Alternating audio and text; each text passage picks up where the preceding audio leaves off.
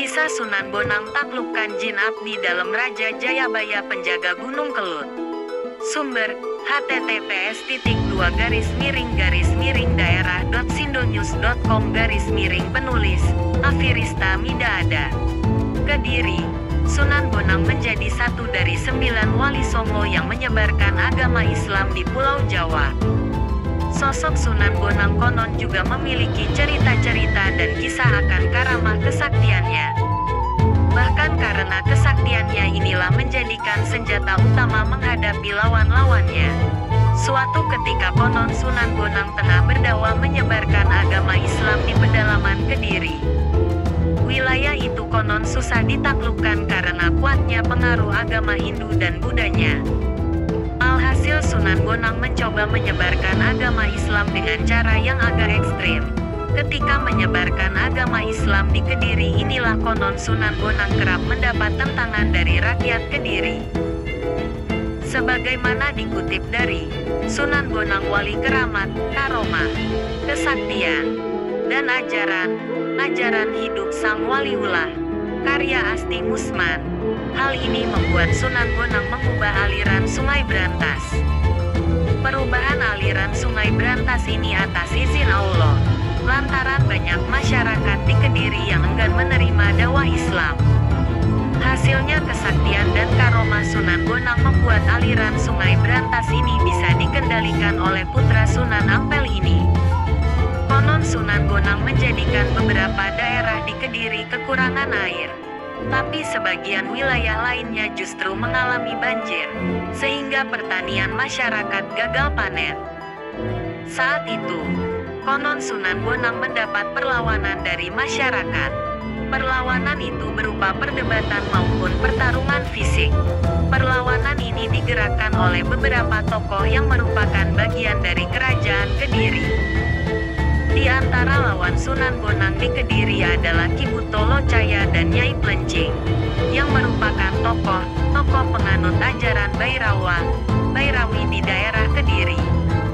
Nyai Plencing merupakan seorang Bairawi penerus ajaran ilmu hitam calon arang. Adapun Buto Locaya konon adalah salah satu dari 2 abdi dalam Prabu Jayabaya. Nama aslinya adalah Kiai Daha. Raja Jayabaya memiliki 2 abdi yaitu Kiai Daha dan Kiai Daka. Saat Kiai Daha diangkat sebagai pati, namanya berganti menjadi Buta Locaya. Sementara Kiai Daka dijadikan senopati perang dengan nama Tunggul Wulung. Buto Locaya sendiri berasal dari kata buta atau bodoh. Lo artinya kamu, dan kaya artinya dapat dipercaya. Nama itu berawal ketika Raja Jayabaya telah moksa. Saat Raja Jayabaya moksa, kedua abdinya juga ikut moksa. Buta Locaya pun ditugaskan untuk menjaga Selabale atau Gua Selomangleng saat ini. Sedangkan Tunggul Wulung diperintahkan untuk menjaga kawah Gunung Kelut, agar letusannya tidak banyak merusak desa sekitar dan memakan banyak korban jiwa. Pada serat Darmo Gandul dikisahkan pertemuan Sunan Bonang dengan Buto Locaya yang berakhir dengan pertengkaran mulut di antaranya keduanya.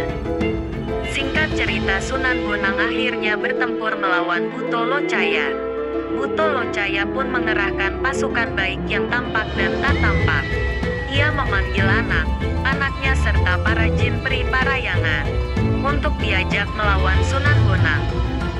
Para makhluk halus itu siap untuk perang, serta berjalan secepat angin. Tidak berapa lama para lelembut tiba di utara desa Kukuh. Di sana Buto Locaya berkah menjadi wujud manusia bernama Kiai Sumbre. Sementara lelembut yang terlihat beribu tak terlihat. Kiai Sumbre berdiri di tengah jalan di bawah pohon sambi menghadang perjalanan Sunan Bonang dari utara. Sunan Bonang mengetahui yang berdiri di pohon sambi itu rajanya Dedemit alias setan. Berkat karamah Sunan Bonang, para makhluk halus ini yang berjumlah ribuan ini berhasil disingkirkan jauh. Para makhluk halus ini tidak tahan dengan perbawa Sunan Bonang.